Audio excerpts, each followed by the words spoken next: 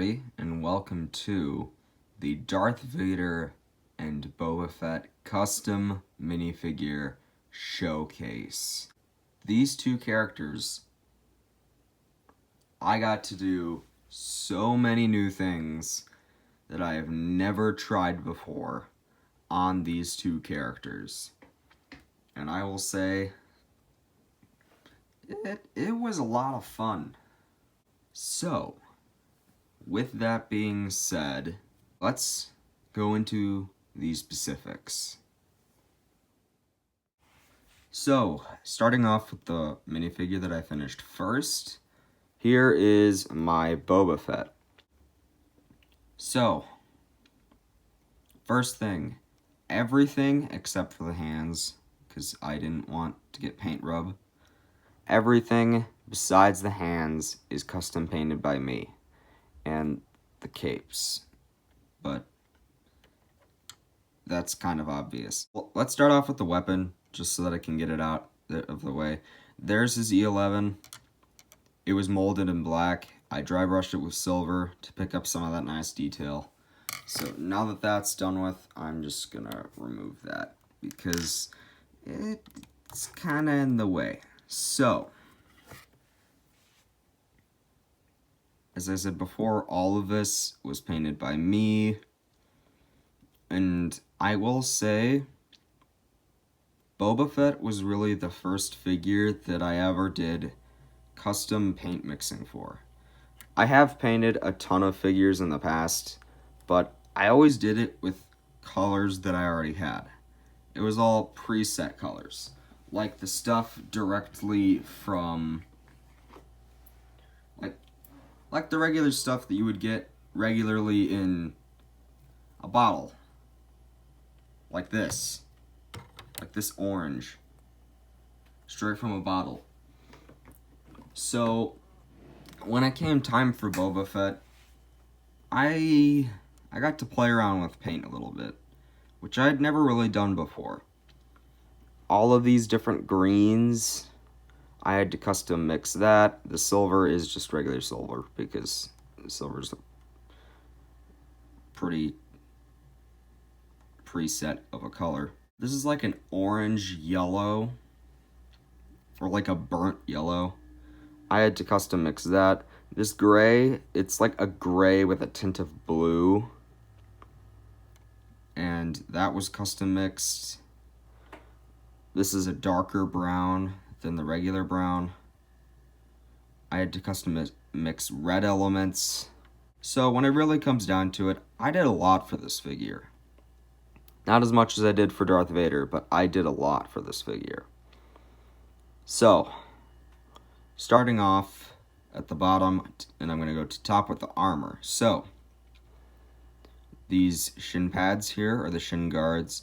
Those were sculpted by me and then painted in the burnt yellow color and later dry brushed with some silver to show a little bit of damage.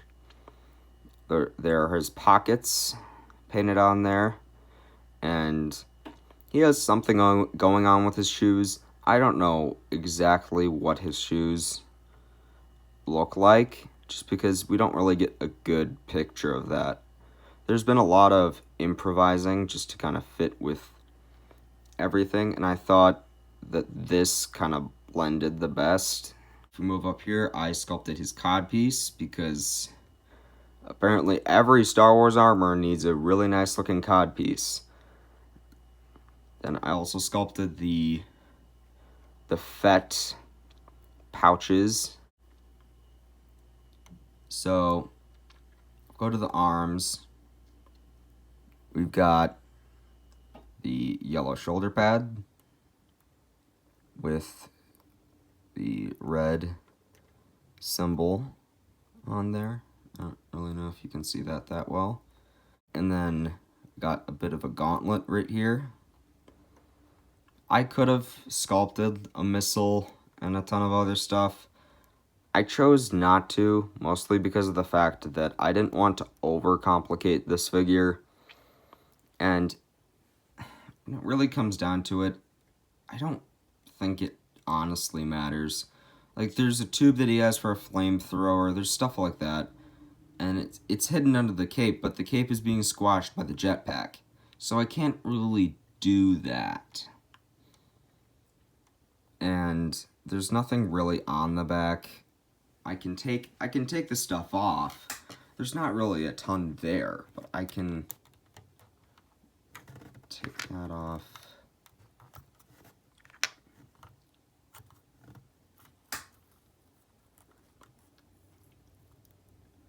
See, like, there's some stuff there. There's not a ton, mostly because of the fact that why would you display Boba Fett without his jetpack? I mean, that just does not make any sense to me, mostly because of the fact that we never actually see him without his jetpack, so wouldn't make sense. Then, if we go up to the helmet, this is all custom sculpted. You can definitely tell because this is 3D here and not just painted on. Very, very tedious work, but it looks great. We have his little microphone right there. We have those on the helmet. We have the little lines on the top. The dent right there on the helmet. Some more weathering. The rangefinder. Now, his jetpack was a little complicated, so I actually don't know if a lot of people know this. Jango Fett's backpack and Boba Fett's backpack. Did I just say backpack? Did I really just say... Oh my god, I hate myself. Boba and Jango's jetpacks, they are a little different from one another. So, Boba's exhaustion ports of the jetpack are always on the side. But Jango's are down here. And Lego made the molded piece based on Jango's jetpack. So I had to cut off the exhaustion port from down here, sculpt a little thing right here, put the exhaustion piece there, and I did that for both sides. And then the missile at the top wasn't exactly pointy, it was kind of tiny, and I wanted it to be a lot more prominent and to kind of, you know, you'd look at it and you go, oh yeah, that's a missile. And I think that pulled that off really well. And then this right here is to represent his Wookiee braid. This is actually string. I tied it around his neck. That sounds terrible. I wrapped it around the neck peg, and I tied a knot right here, and I let those two loose strings dangle after putting a bit of brown in there. Okay, there's one last thing to Boba Fett, and that is his head.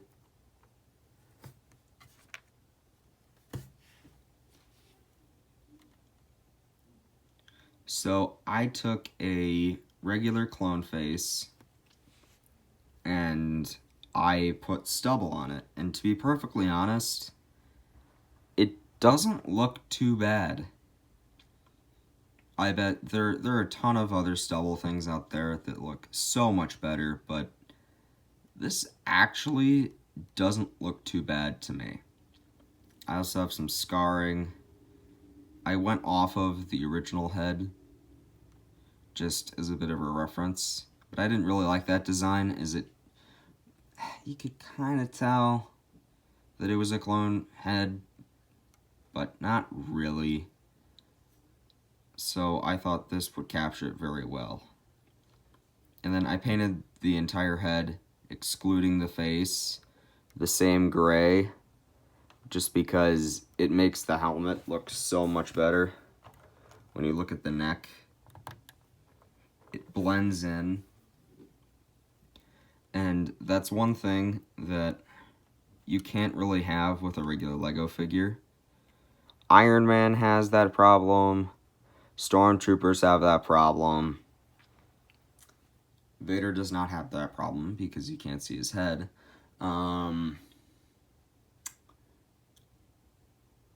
There's a lot of different figures that have that problem, and all of them have helmets.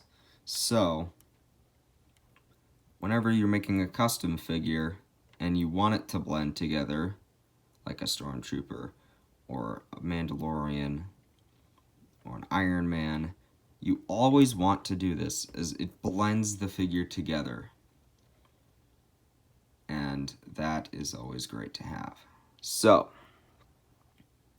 now let's move on to the Dark Lord, Darth Vader. Here he is, Anakin Skywalker, the Dark Lord himself, the most iconic Star Wars character ever, Darth Vader, in plastic and sculpting putty and all of his glory. So, a bit of a background on this figure. I did so many new things that I have never done before, and I had to do a lot of very interesting things to actually put this figure together. So, first off, the legs and arms are extended. If you look right here, they're very glossy, and that's because that's my paint, not Lego's legs. I sculpted his shin guards right there, and his codpiece. Like all Star Wars armor, you have to have a codpiece for some reason. Even on a female stormtrooper, don't know why.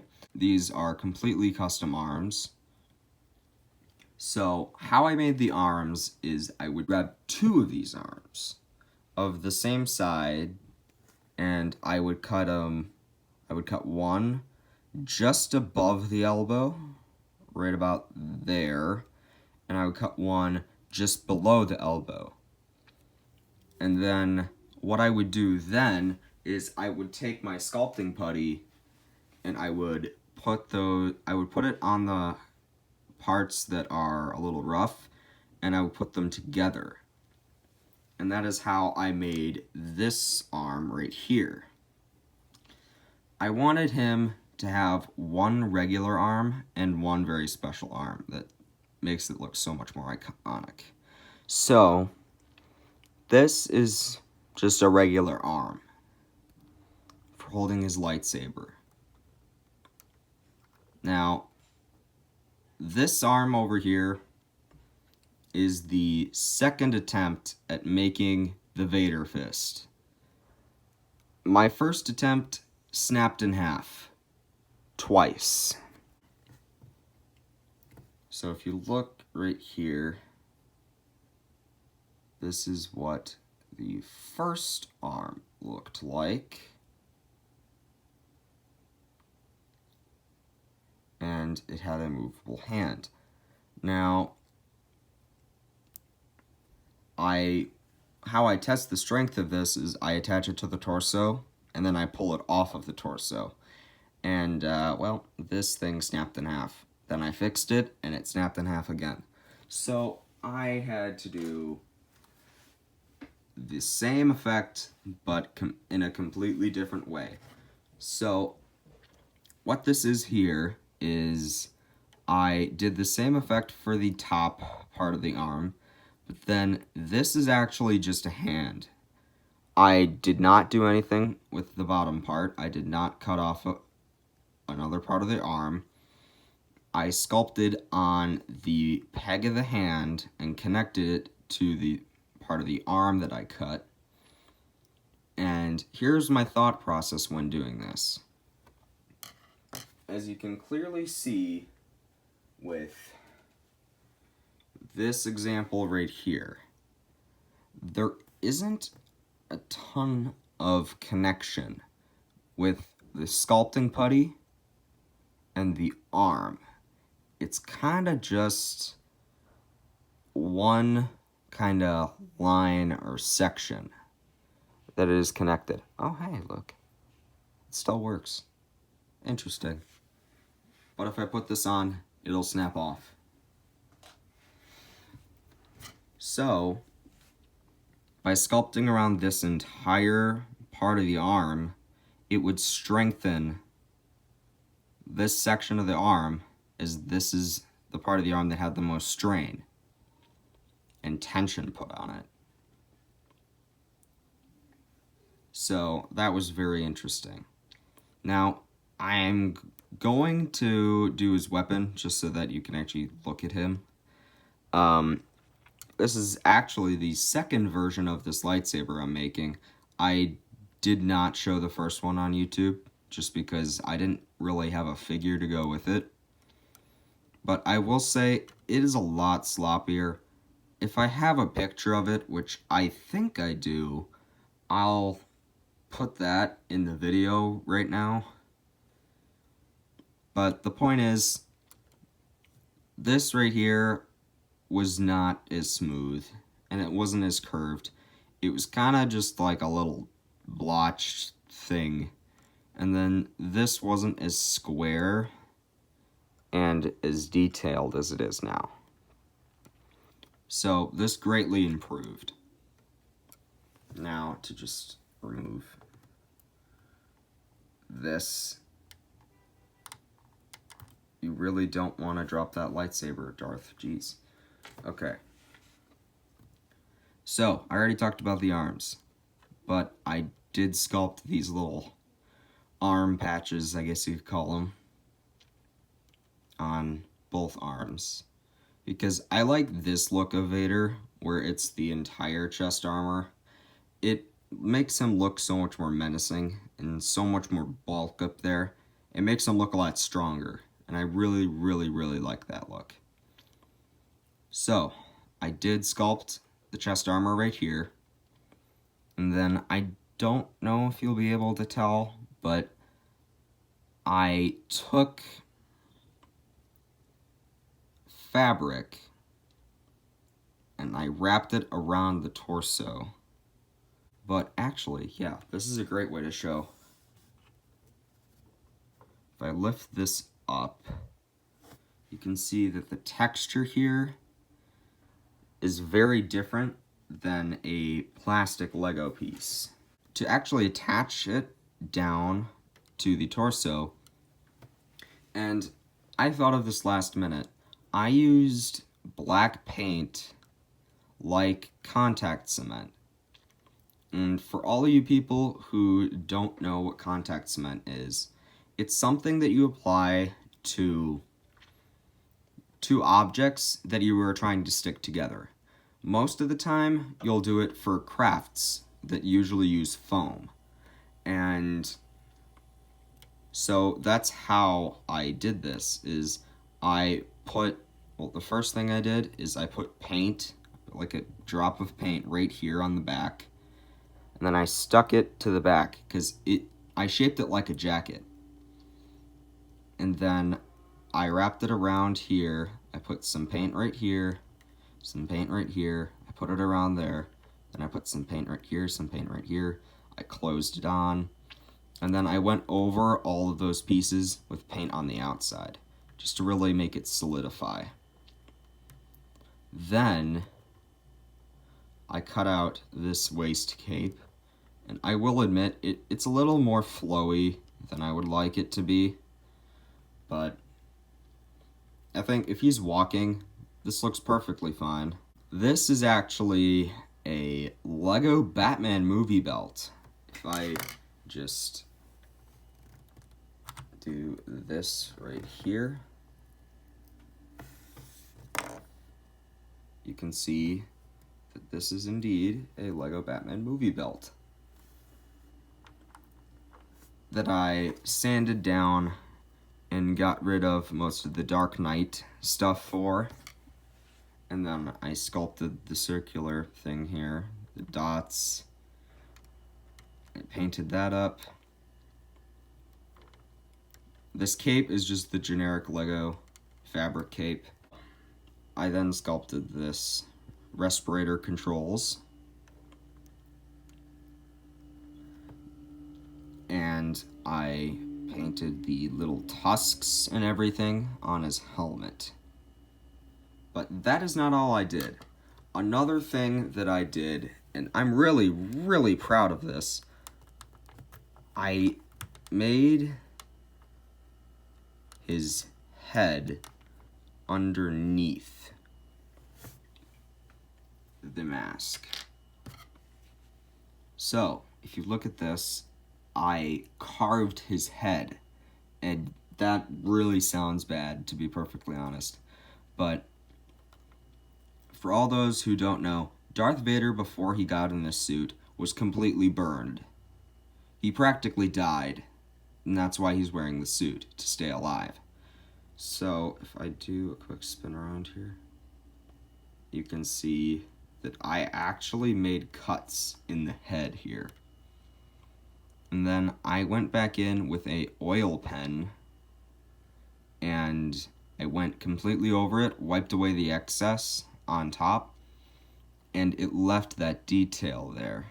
It stained the cuts that I made in the head, leaving a really, really nice aged cut bruising effect on his head. And I think that just looks great.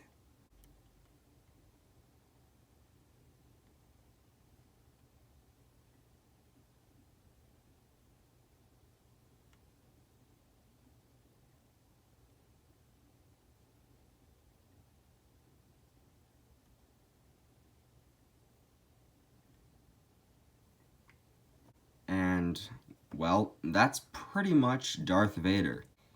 So, let's end out the video. Okay, so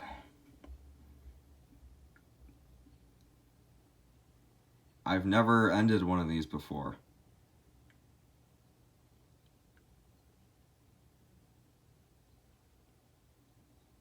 But I hope that you all enjoyed this video, as, well, these figures took me months and months and months to make.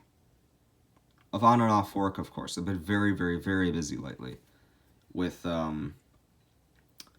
work.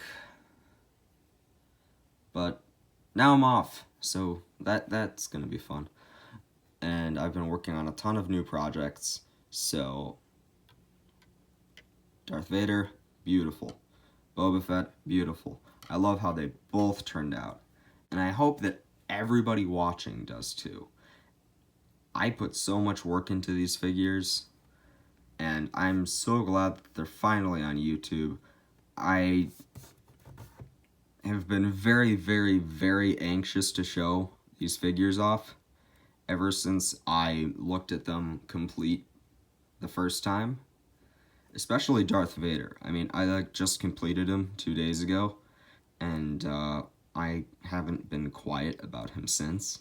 If you guys actually want me to make this a bit of a series of double figures, then please leave suggestions in the comments below. I'd really love to see what you guys want me to make next. Any suggestions?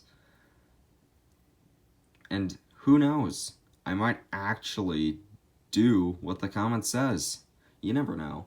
And if I do pick a comment to actually go through with making, I will feature that comment at the beginning of the video, just to kind of clear that up. Just sit tight if you actually comment something.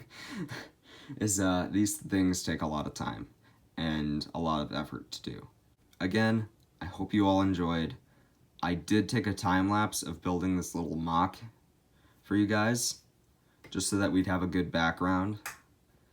So, if you guys want to see a time lapse of me building this, then check out the link, or the video in the end screen. I hope you all enjoyed, and I will see you in the next video. Bye!